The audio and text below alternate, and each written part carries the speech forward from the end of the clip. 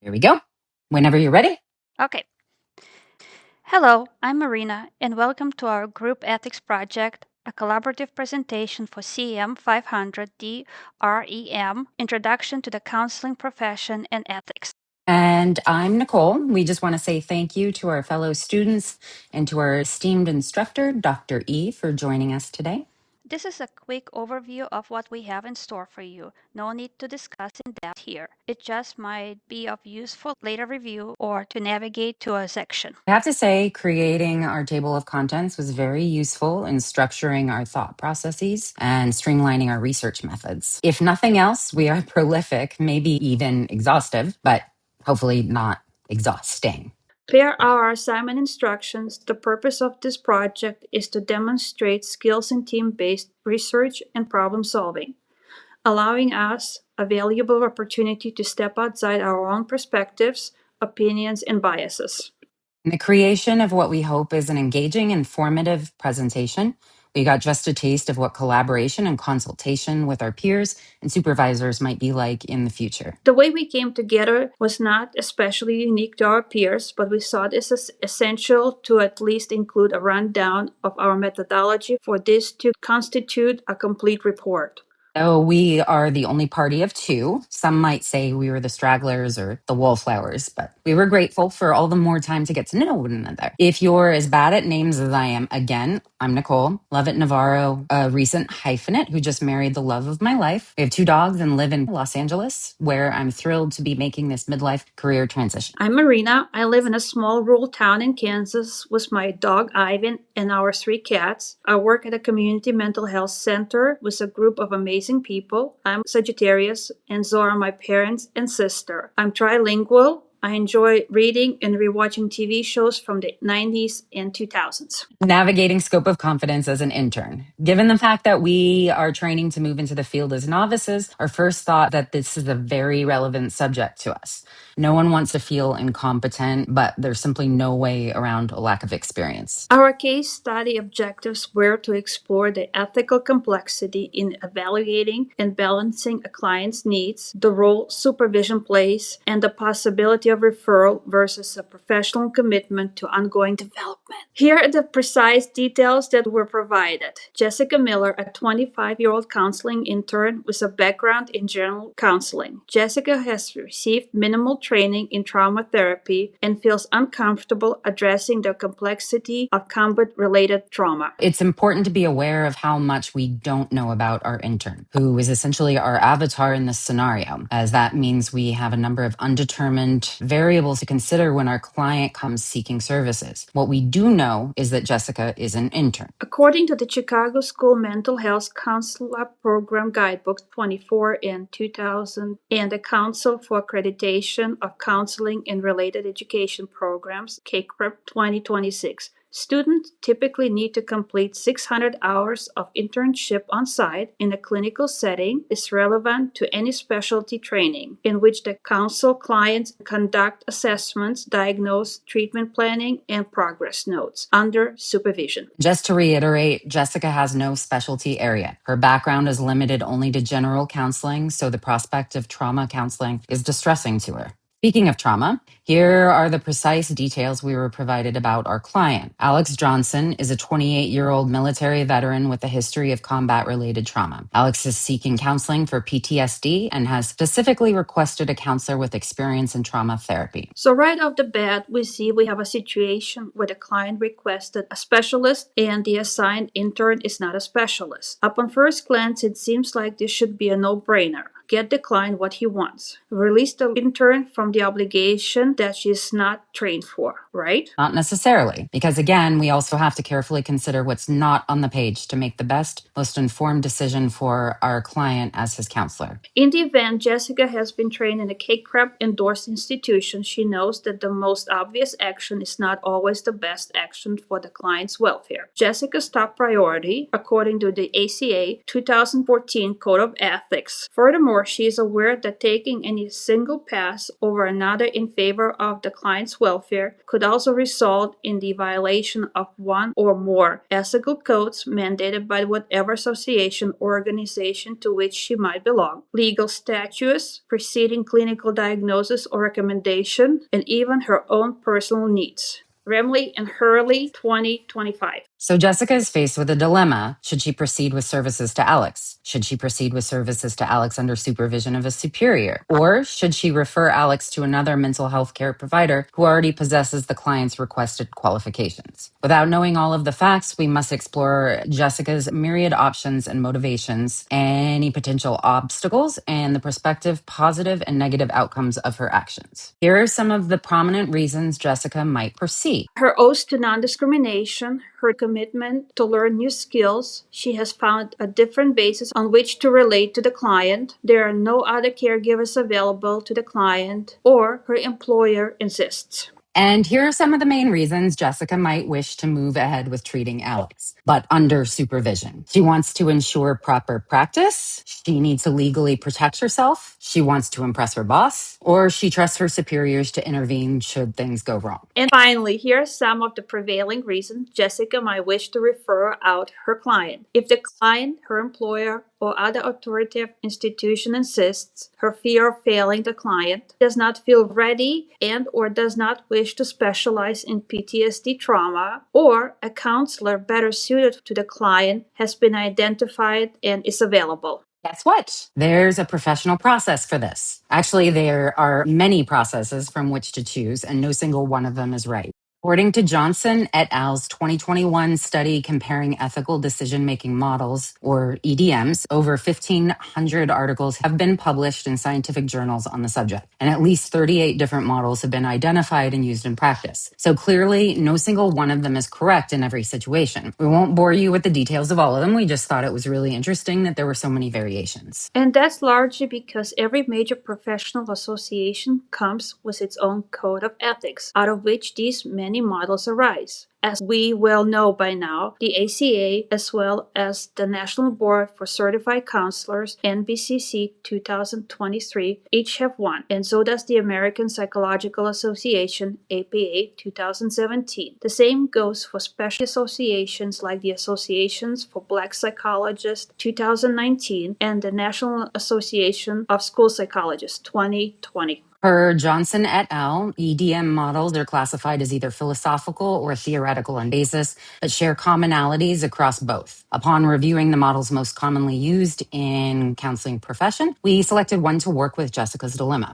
Barnett and Johnson's 2015, which we chose because of its basis in close association to and endorsement by the ACA. First, Jessica needs to identify the nature of her problem. Is it an ethical, legal, clinical, or personal one? And that answer may not be immediately obvious, as we believe is the case with Jessica's quandary, which we will delve deeper into shortly. At this juncture, what is most crucial is that the counselor clearly defines the situation in order to pinpoint where the conflict or conflicts really lie. Second, involve the client. Now, in this instance, with Jessica as an intern who's still training, we have chosen to interpret this stage as more figurative than literal in its application because, according to standards set forth by the ACA's Code of Ethics, an intern has an obligation to discuss all cases with their supervisor in order to monitor progress and maintain quality of practice. Since Alex requested a specialist and Jessica does not fit that bill, she should be in discussion with her supervisor immediately prior to any consultation with the client. Otherwise, Jessica should be engaged in determination of decision impact. How will her decision potentially help or hinder Alex's treatment and or recovery? What action would be in his best interest? What are his rights to services and likely expectations during treatment? What conceivable harm could be done by her decisions? Third, review relevant materials, an especially important step for any counselor in training, and the one we'll be focusing on the most. Foremost, Jessica should refer to the ACA's Code of Ethics for any foundational industry values applicable to her dilemma,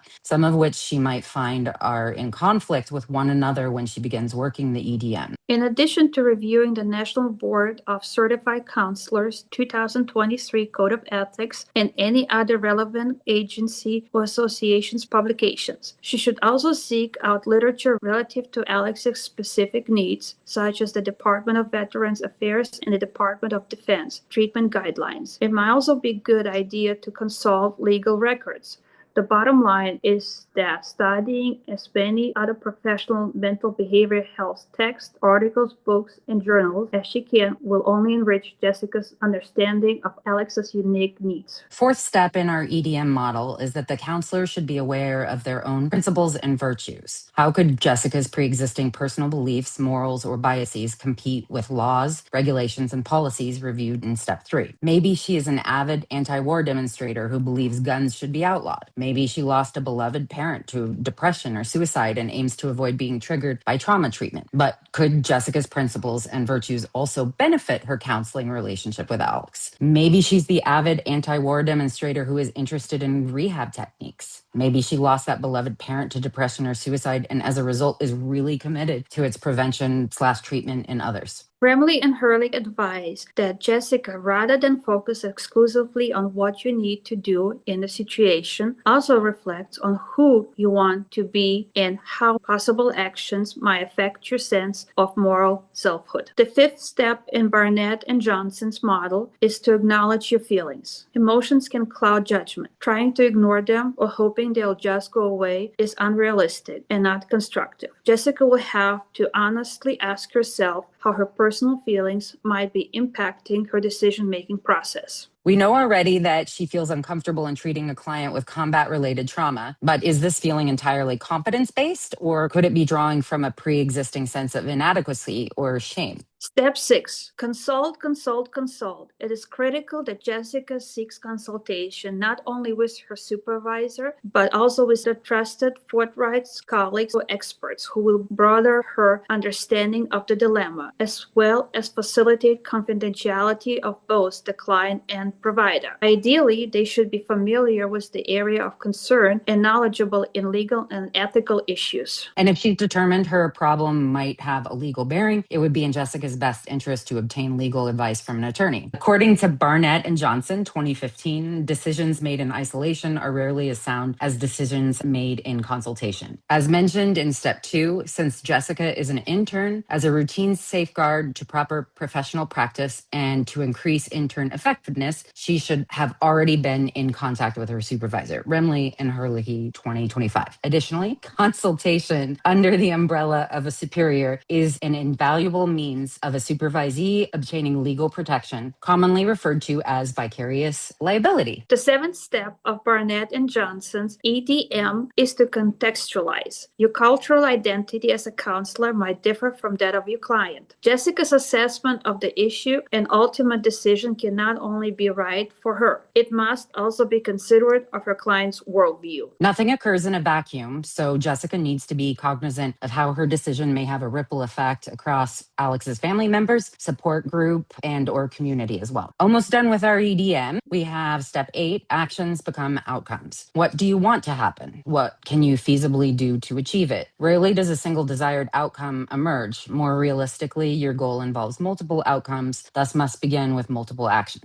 Jessica should diagram her desired outcomes back to possible actions and review if any path will present new dilemmas. If it does, she needs to work each course of actions through the EDM until she's able to determine the most beneficial plan or plans. And finally, we arrive at the final step, number 9, implement action and monitor outcome. Jessica has made her decision and will now proceed with the best determined course of action. She ought to be decisive, fully taking responsibility for her decision, but not unyielding. She should be resolved, confident that she has taken the time to evaluate her dilemma within the ethical decision-making model to facilitate her client's best interest, and document the whole process. Jessica will need to discuss her plan of actions with her supervisor as well as with Alex upon their first meeting or conference. Then carefully monitor the outcome, allowing for any necessary course corrections or adjustments. So back to our list of reasons why Jessica might want to proceed with Alex's treatment. Let's take them through the model. First, identify dilemma. Jessica thinks she should proceed with Alex's treatment because she has promised to practice non-discrimination. This is an ethical dilemma. Second, involve client. Jessica considers how proceeding might help or hinder Alex. Foster inclusivity versus practice unskilled treatment. Third, review relevant materials. This is where we dig in. Per the ACA Code of Ethics Statute C5, counselor is prohibited from denial of services to any client based on their cultural identity, which includes disability. So that raises the question. Does a PTSD diagnosis qualify as a disability or not? According to the Social Security Administration, it does. But that same code of ethics, sections C2A and B, advises that counselors practice only within the boundaries of their competence and in specialty areas new to them only after appropriate education, training, and supervised experience. Given all these contradictions, Jessica should have some questions. What if her supervisor is skilled in trauma therapy? What if they're not? Should Jessica really be concerned about accusations of discrimination? And who diagnosed Alex with PTSD? While we were not able to pinpoint any specific malpractice cases such as this, Jessica would do well to seek legal advice from an experienced lawyer before denying Alex treatment. Barring any other undefined obstacles or benefits, we believe it's not advisable for Jessica to treat Alex solely based on non-discrimination policy, as his right to qualified care is more important. What if Jessica wants to treat Alex so she can develop new skills? Another dilemma with roots in ethical code. To quote Remley and Hurley on the subject, there is a distinct difference between being unable, incompetent to counsel a client effectively and being unwilling to learn how to do so. There's also two distinct tension-filled schools of thought on specialization. One encourages counselors to establish their own competence boundaries in learning new skills, while the other wants licensure boards to block practice without full certification. If Jessica fell up to the challenge, it might be advisable that she proceed with Alex's treatment, so long as the client understands his rights and her limitation, and that it takes place under the supervision of a skilled advisor. However, without any other extenuating circumstances, Jessica's trepidation and inexperience might be likely to do more harm than good to the client. What if Jessica wants to treat Alex because she believes there's potential to build rapport or form a unique bond over their shared experiences or cultural commonalities, something entirely beyond his combat-related trauma status? If that were the case, what should be considered more valuable, cultural competence or clinical competence? In her 2020 article on practicing cultural competencies with diverse clients, Dr. Dube reported that in order to improve the quality of healthcare, patient-centered cultural competencies is necessary. Bailey and Epner 2012 study on patient care advises that a client values should guide all clinical decisions. As future counselors, we will encounter a wide range of clients from widely different backgrounds who present diverse mental and or behavioral issues. The Code of Ethics for both the APA and the National Board of Certified Counselors, NBCC 2023, obligate us to provide services regardless of a client's ethnic, gender, socioeconomic, or religious attributes. While our professional identity is constantly evolving, self-awareness of our strengths, weaknesses, and personal identity help us become more effective care providers. Per Sue et al.'s 2009 study, most every mental health organization, professional association, and government agency now mandates cultural competency. While we know that Jessica is unfamiliar with PTSD and combat trauma, maybe both Jessica and Alex are close to their Black alpha female mother. Maybe both Jessica and Alex are the middle child of a big family. Maybe both Jessica and Alex grew up in the same neighborhood. Maybe both Jessica and Alex grew up poor. Maybe both Jessica and Alex are the only child taking care of an addict parent. Maybe both Jessica and Alex dropped out of school at an early age, then went back. Maybe both Jessica and Alex were raised in the Catholic Church. Maybe both Jessica and Alex had family members in the clergy. Maybe both Jessica and Alex were part of large extended family communities. According to Meyer and Zane 2013, as cited by Trevino et al. 2021, in a report on cultural competency, research shows that clients holding marginalized identities highly value and frequently desire cultural conversations. Furthermore, cultural responsiveness often has a huge influence on on how minority patients respond to treatment. So, is there a world in which cultural competency could supersede trauma specializations? Perhaps. As an intern, we already know Jessica is under supervision and may actually be trained in trauma counseling. If the pros and cons were explained to Alex and he wished to proceed, then we believe Jessica may do so with caution under supervision. But she will also need to commit to learning as much as she can about trauma therapy in order to honor Alex's needs. What if Alex was assigned to Jessica because there are no other counselors available to treat him? They might both live in a remote rural community where everyone already knows everyone else and the local internet could never support video conferencing. What then? A 2025 study by Junot and Scully called attention to the fact that a large number of American rural communities still have virtually no access to reliable, affordable internet, thus making telemedicine not an option for those already residing in the areas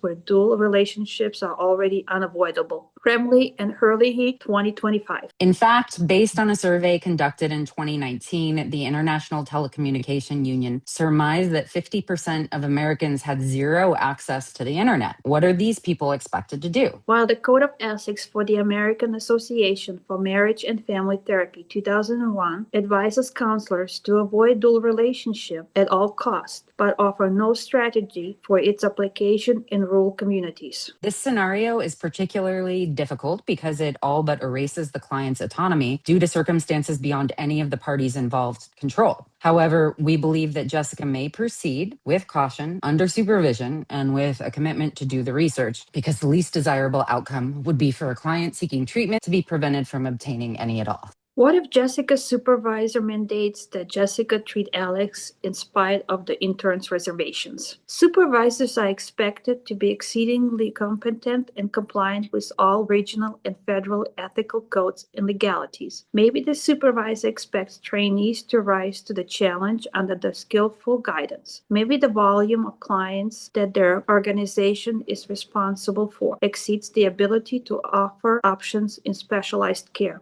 Does Jessica have any basis in refusing an order from her supervisor? Basically, according to Remley and Hurley 2025, no, not if she intends to maintain her position and not if her supervisor is a qualified practitioner. But maybe this is an honest attempt made by the supervisor to help the trainee get out of their own head and past their own insecurities. Vicarious liability should provide Jessica with some comfort in that liability does not fall squarely on her shoulders should something go wrong. And here we are back at our list of reasons why Jessica might want to proceed with Alex's treatment while seeking supervision. She wants to ensure proper practice. She needs to legally protect herself. She wants to impress her boss. She trusts her superiors to intervene if things go wrong. But guess what? What Jessica thinks or wants in this case is not important because as an intern, we know she is already required to practice under supervision. While the minutiae may vary from institution to agency to private practice, the basic regulations exist industry-wide. And now for the main course. Here's our list of reasons why Jessica might want to refer Alex out to another counselor. If the client, her employer, or another authoritative institution insists. Her fear of failing the client. She does not feel ready and or does not wish to specialize in PTSD trauma. Or a counselor better suited to the client has been identified and is available. Don't fight the power. As already discussed, Jessica is obligated to follow orders from her superiors. Per Dr. Rubio, a full-time counseling psychologist on the West Coast, a collaborative, open, and secure relationship between a clinical supervisor and supervisee is strongly related to better supervisory skills, lesser burnout, and greater satisfaction. Fear of failure. As we well comprehend by now, Jessica's fear of failing her client is a realistic concern. If, after evaluating all aspects of the case and discussing them with her supervisor, and despite her commitment to learning new skills, Jessica finds that it would not be in the best interest of the client that she proceed with his care, it's time she begins the referral process. Before meeting with Alex, Jessica should gather relevant materials in hard copies to pass on to him, such as names of suggested therapists and information on services the local VA may provide. And when she meets with Alex, she should explain all the pros and cons of her decision and be forthcoming with the details of why she thinks a referral is the best way to go. Ultimately, Alex Alex would be granted the opportunity to make his own decision regarding treatment. Now, of course, the best plan of action potentially shifts when and if any one of discussed impediments or facets enters the equation. As already discussed, there is disagreement in the counseling community over whether a care provider should be able to treat clients while learning a specialized skill, or if they ought to be fully licensed prior to any counseling occurring. If a referral is possible and preferred by intern, client, and supervisor, so be it. And again, Jessica should make all the necessary arrangements to make the transition as smooth as possible. Act with beneficence. A counselor better suited to the client has been identified and is available. How fitting that our last scenario feeds us back to the ACA's Code of Ethics preamble, in which a counselor is expected to act with beneficence. At the end of the day, what this all comes down to is, how can Jessica best promote Alex's welfare? If, after explaining all his options, a PTSD specialist remains what the client wants and is available, Jessica must honor his wishes and facilitate that to be best to her abilities. Perhaps trauma specialist training is something she will then begin so that she may be ready for the next client with similar needs. In summation, Jessica has a lot of options laid out before her, some more clearly favorable than others, but any one of them may be of use under particular conditions. Barring serious pitfalls, I personally would lead towards zealously learning new skills while sussing out another way of bolstering trust with my client. But the complexities and nuances of all of this are what makes this career path so interesting. Marina, what would you do? Your final assessment? I agree. This is a very complicated situation. If I were in Jessica's position, I would probably lean towards referral, as I do not possess the clinical competencies to treat combat trauma, and the client might be better served by a specialist at this time. However, it would be advisable for the counselor in training to seek further continuing education in that field. Fantastic. You know what this is. Not very visually interesting, but as we all know, this is essential to our work. And just a little note on the photos and color palette. I happen to be a big color theory dork, but will not open that whole can of worms right now. The short version is we selected hues that evoke renewal, growth, optimism, health, and desire. We also placed microscopic photos and moody color wash paintings into the backgrounds to root us in an organically self-reflective place, while inset images were chosen for their impressionistic, sometimes provocative qualities. Dr. E. Collex, we thank you so much for your time and consideration and hope you had enjoyed our presentation and welcome any feedback or questions. Cheers. Cheers. Yes, we did it.